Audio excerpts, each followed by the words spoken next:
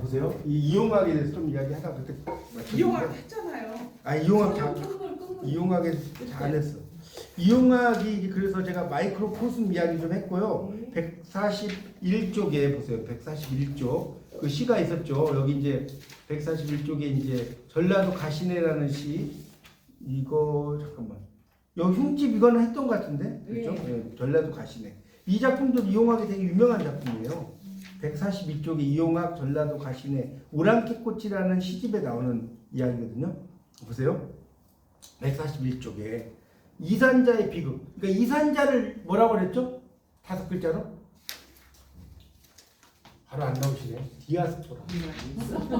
그러니까 여러분이 바로 안 나오면 공부가 된 게 아니에요. 아이고. 디아스포라 이게 바로 나와야 돼. 아 디아스포라. 이산자는 뜻이 이산자.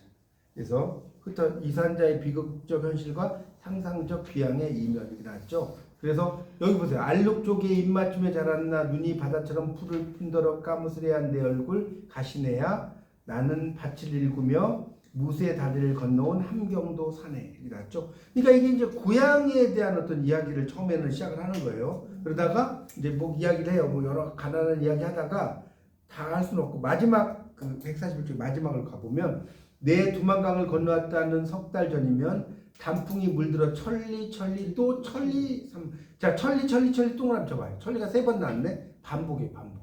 천리 산마다 불탔을 건데 그래도 외로워서 슬퍼서 치마폭으로 얼굴을 가렸더냐 두낮 두 밤을 두루미처럼 울어 불술기 이게 기차의 함경도 방언이래요.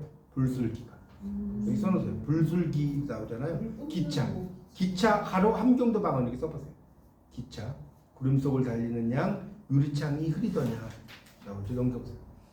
자 찰싹 부서지는 파도 소리에 취한 듯 때로 싸늘한 웃음이 소리 없이 새기는 보족의 가시네야.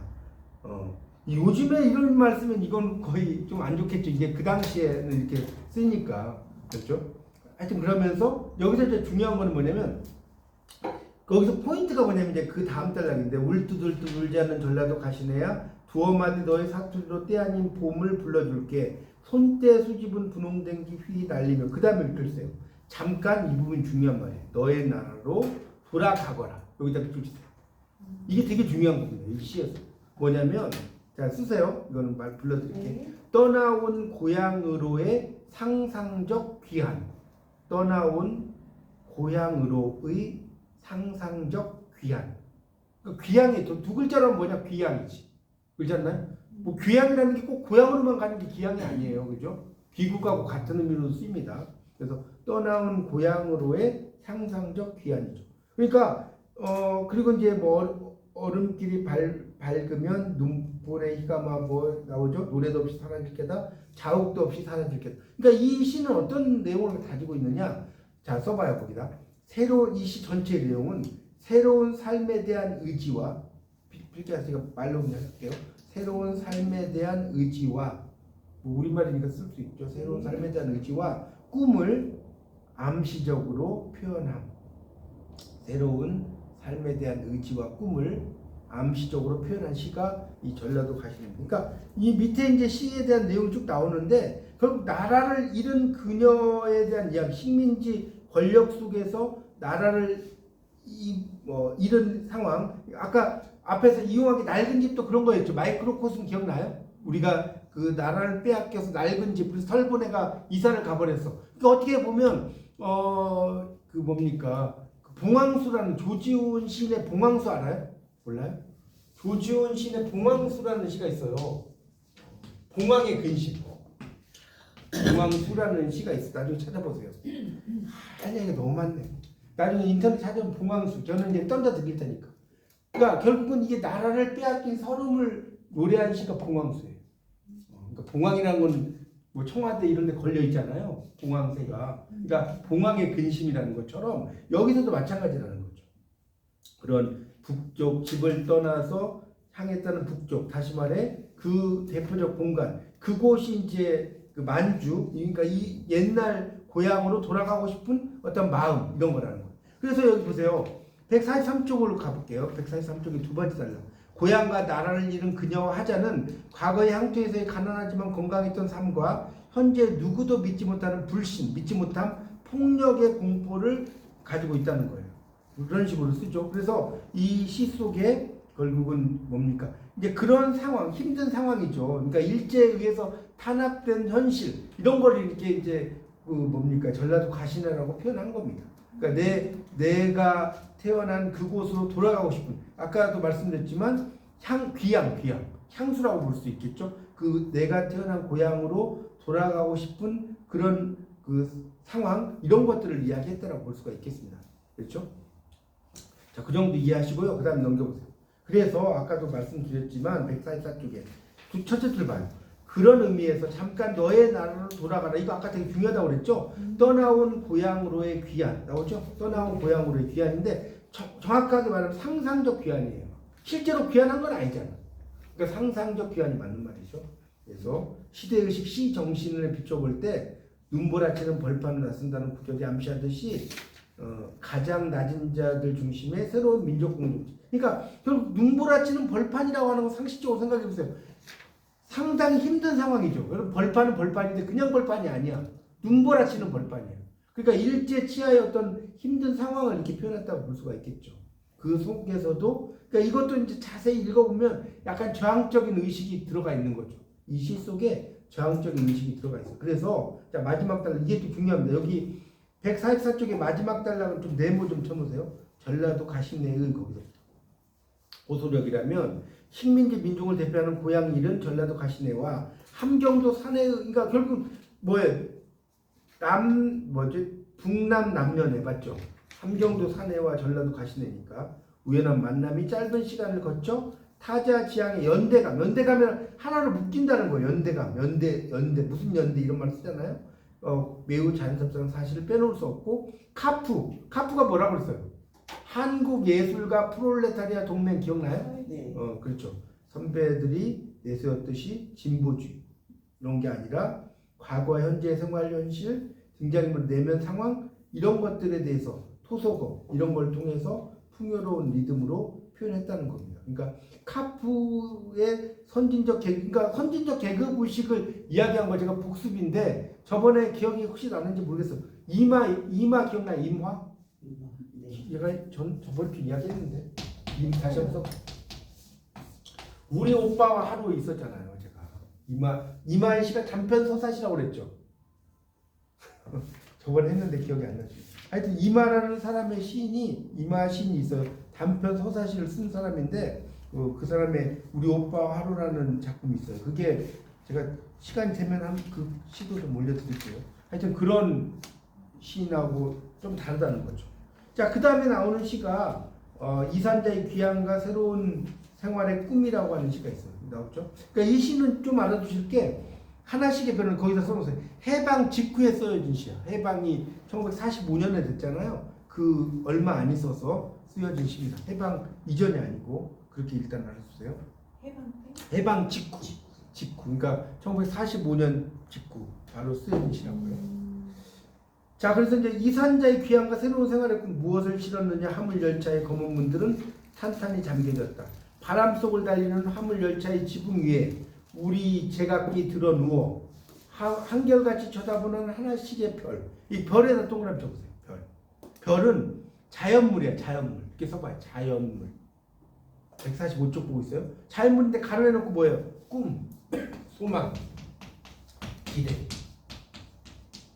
이 별은 다 이런 걸 의미하지 않나요? 별 하나의 사람과 별 하나의 시와 맞아요. 별 하나의 어머니 뭐 이렇게 나오잖아요. 소학교 때 친구들 하나씩 불러봅니다. 나오는 것처럼 별이라는 거는 그런 걸 상징하는 거예요.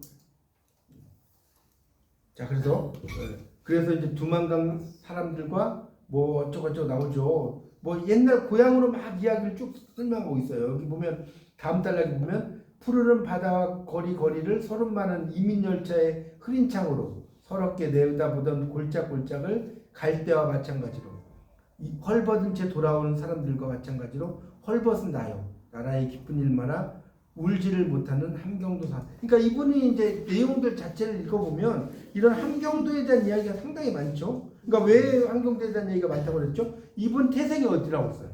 네, 함경도에 127쪽에 제가 수업할 때 이야기했잖아요. 이용학은 거기 보세요. 작가 소개. 1914년 11월 함경북도 경성에서 태어나요.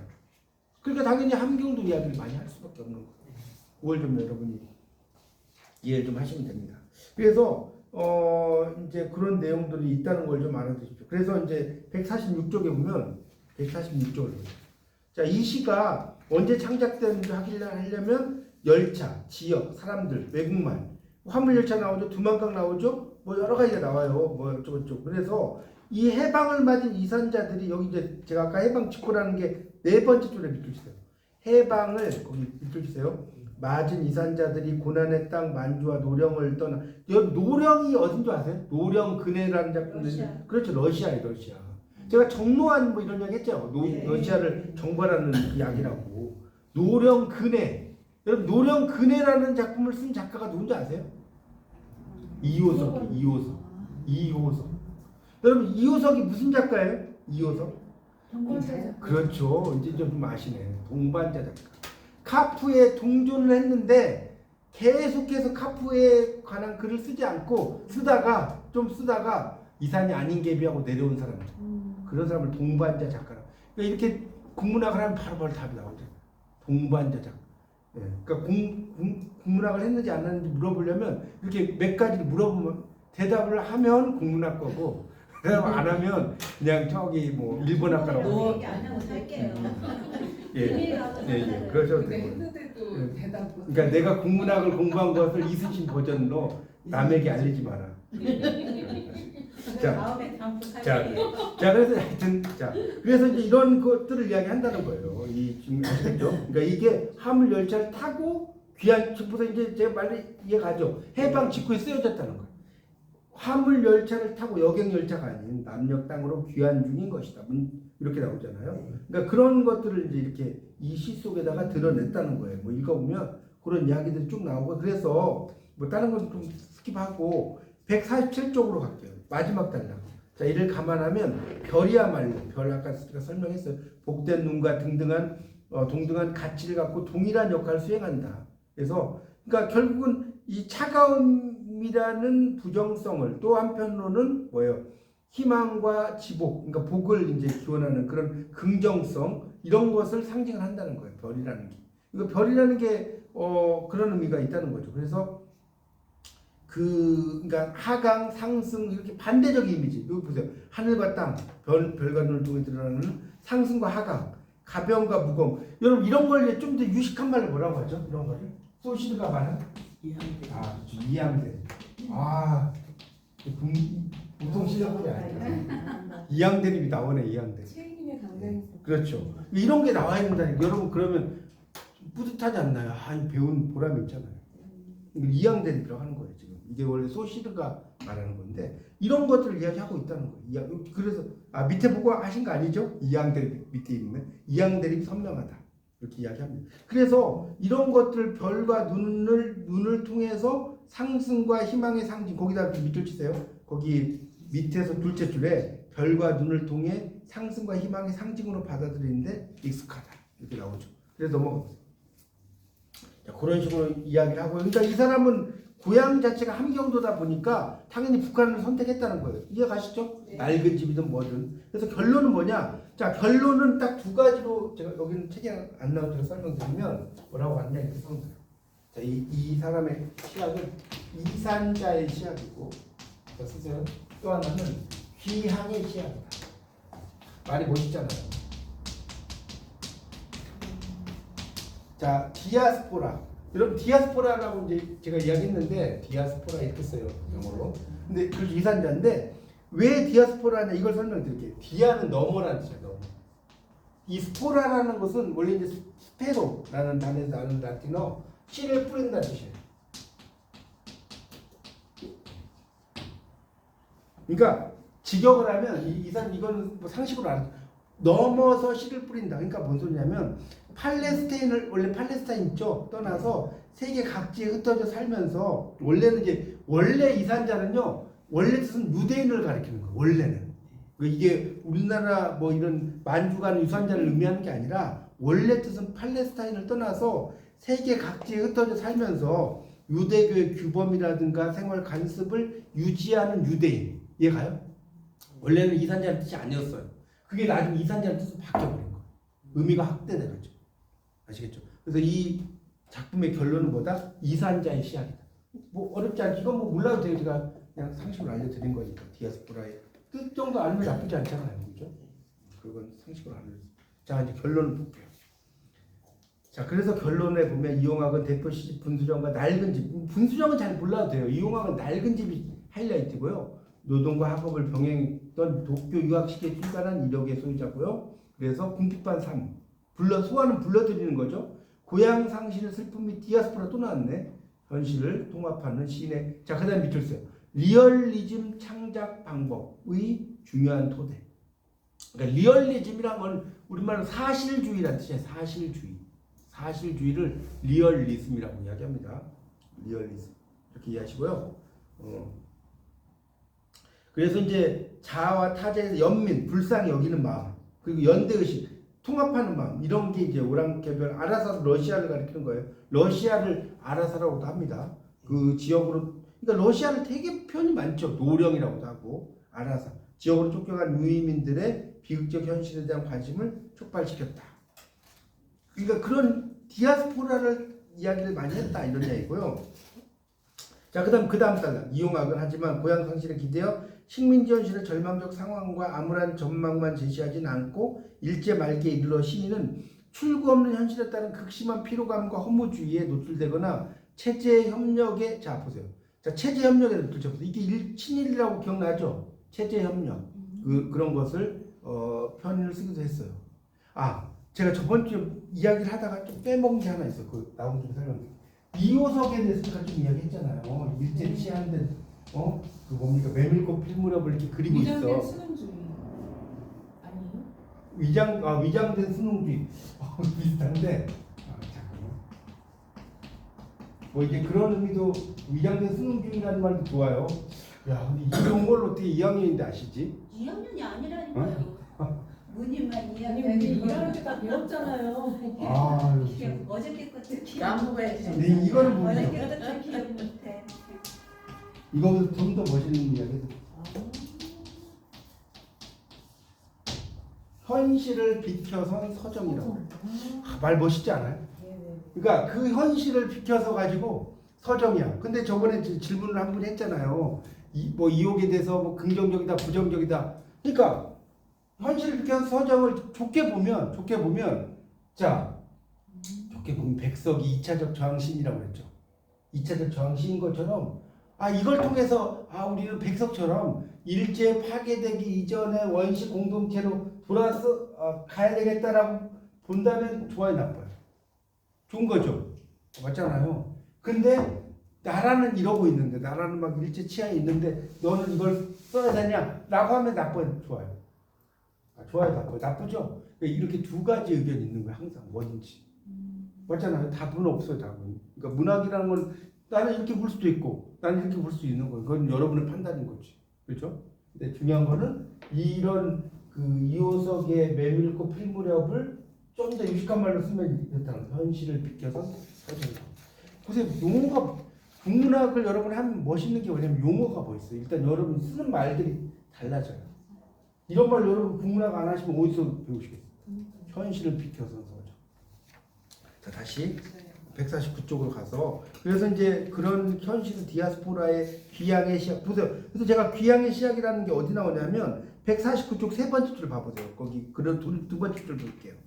그러나 좌절과 패배의 현실을 건강하고 바람직한 생활에 대한 의지를 담은 자 밑줄 쳐보세요. 아까 귀향의 시작 중요하다고 그랬죠? 넘어서보자 한다. 귀향의 고향으로 돌아가는 거. 그래서 그 다음 달라 타국의 항구에 모인 유이민들을 모르게 어둠을 타 구름처럼 흩어졌다가 뭐 고향이 그리워서 돌아오고 뭐 이런 식으로 막 쓴다는 거예요. 그러니까 이런 귀향의 욕망, 그러니까 이게 결국 디아스포라하고도 연결이 되는 거죠. 뭐 어쩌고저쩌고 써놨는데 그런 내용이에요. 그래서 이제 마지막 여기만 밑줄 치세요. 밑에서 넷째 줄부터 중요해요. 그런 점에서 다음에 이용하게 시는 이 네 줄을 알면 돼요. 자, 밑줄 치면서 보세요. 식민지 민중의 이상이 반영된, 현실에서 넘어서는 이상이 반영된 새롭게 혁신된 민족 공동체로의 기양. 다시 말해서 하위 주체 중심의 국민국가 건설에 대한 은밀한 열망을 놓치지 않은 언어 활동. 그러니까 결국 국민국가는 이 백성들이 중심이 된다는 거예요. 하위 주체라는 거는 백성, 하위 주체가 말이 어려우니까 백성이 중심이 되는 국민국가 건설에 대한 열망을 놓치지 않은 언어 활동이다. 그러니까 결국은 뭐 이산자의 시학과 귀향의 시학을 이야기했다. 그러니까 여러분이 만약에 이용학에 대해서 문제가 나오면 이 디아스포라, 이산자, 귀향 이런 말이 나오면 그것이 나왔는데 뭐 예를 들어서 이용학에 대해서 설명이 아닌 것은 그랬는데 이걸 다 보라면 맞을 게 없어요. 그렇지 않나요? 이산자, 귀향, 디아스포라 이런 것은 무조건 이용학하고 관련이 있다. 그렇게 이해하시고 문제를 푸시면 될 것 같습니다. 자, 이렇게 해서